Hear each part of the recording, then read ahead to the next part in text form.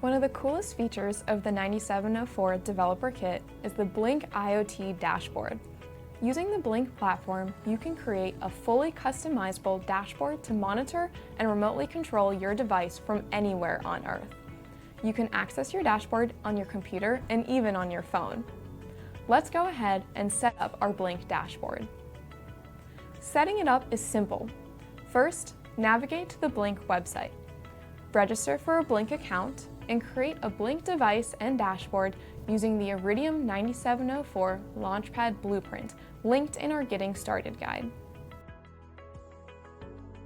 Then, compile and upload the dashboard example sketch onto your 9704 Launchpad.